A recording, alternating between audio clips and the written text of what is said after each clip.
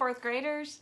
Welcome to Library Time. We are back to our book, Walk Two Moons, and we are going to read chapter 25 today, and it is called Cholesterol.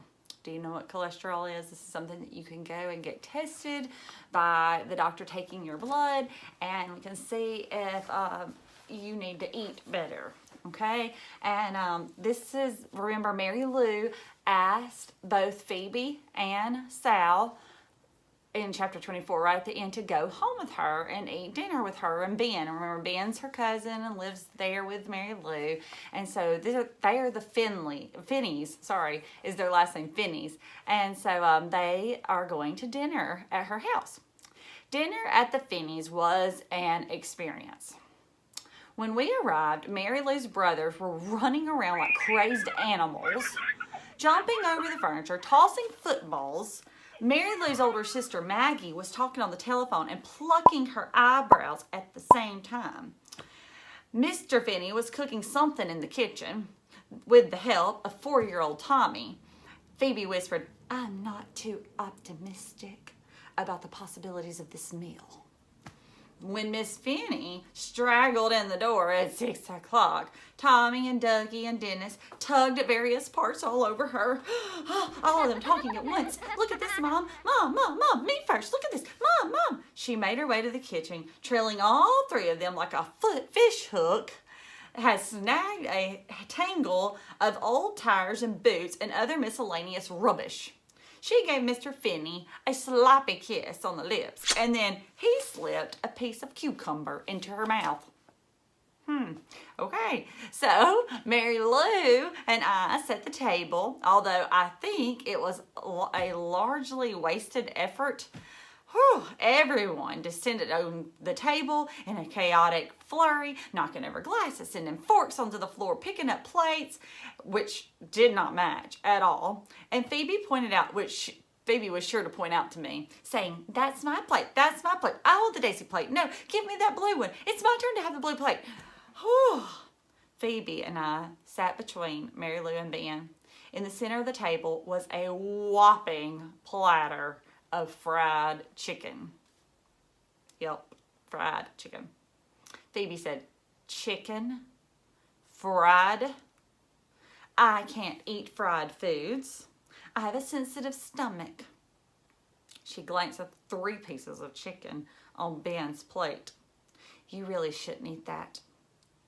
Ben, fried foods are not good for you. First of all, there's the cholesterol." Phoebe removed 2 pieces of chicken from Ben's plate and put them back on the serving platter. Mr. Finney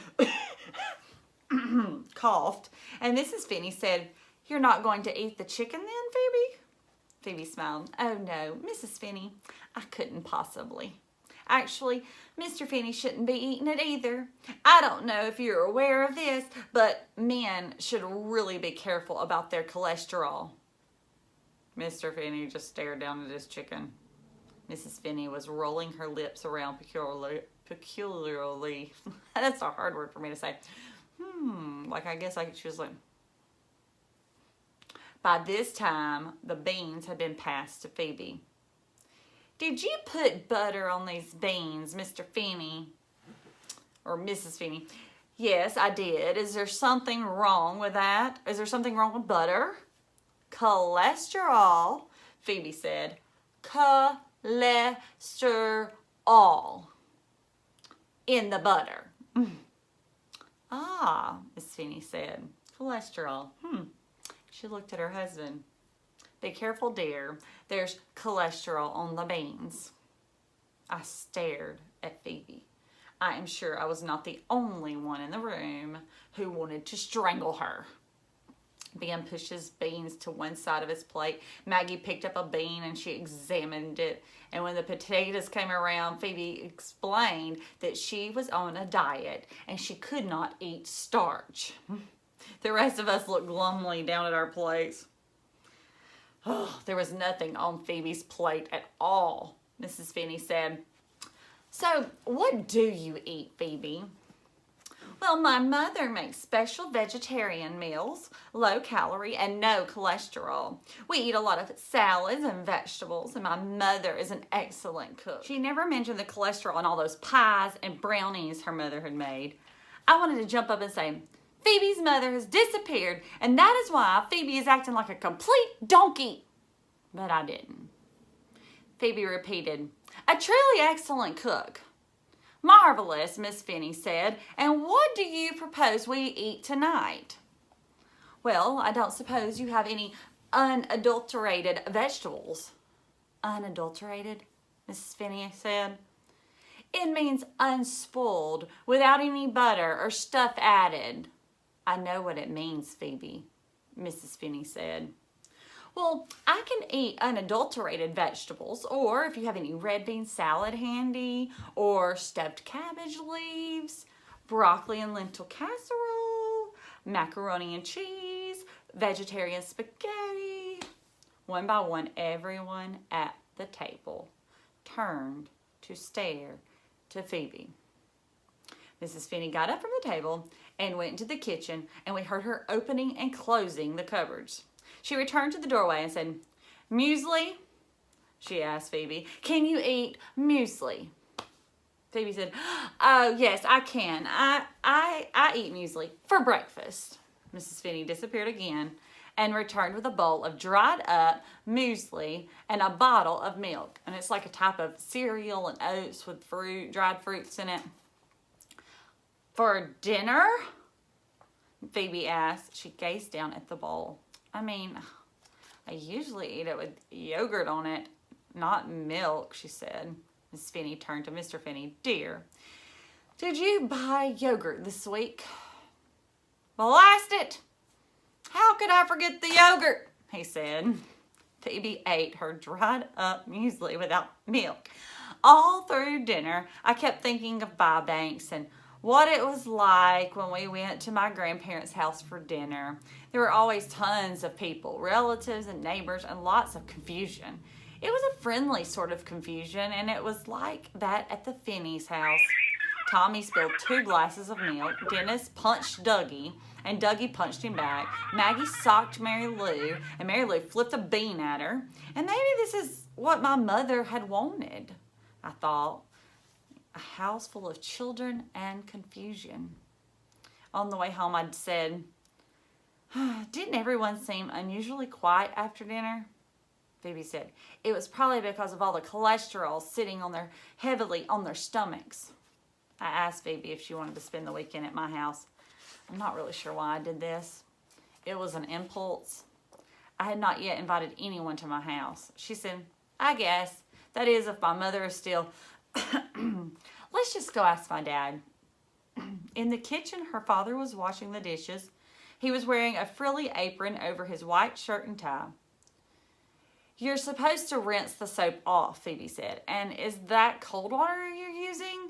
You're supposed to use really, really hot water to kill the germs. He didn't look at Phoebe.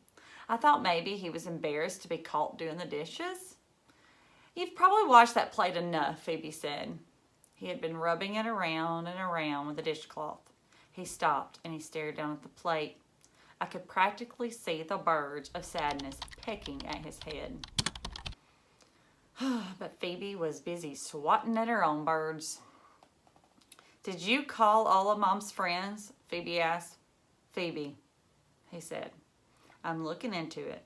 I'm a little tired. Do you mind if we don't discuss this right now? But don't you think we need to call the police? Phoebe.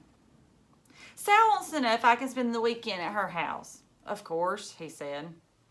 But what if Mom comes back while I'm at Sal's? Will you call me? Will you let me know? Of course. Or what if she telephones? Maybe I should just stay home. I think I should just stay here in case she calls.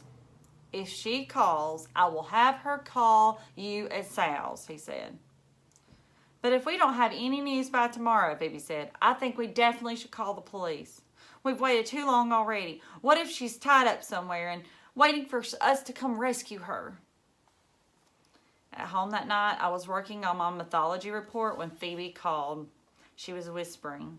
When she went downstairs to say goodnight to her father, he was sitting in his favorite chair staring at the television, but the television wasn't on. If she did not know her father better, she would have thought he had been crying.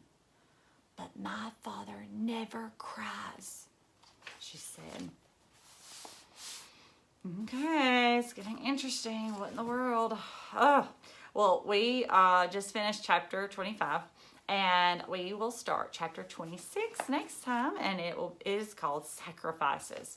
So maybe we'll find out more about what Graham and Gramps and Sal are doing, maybe. I don't know. Or maybe find out where in the world Phoebe's mom is.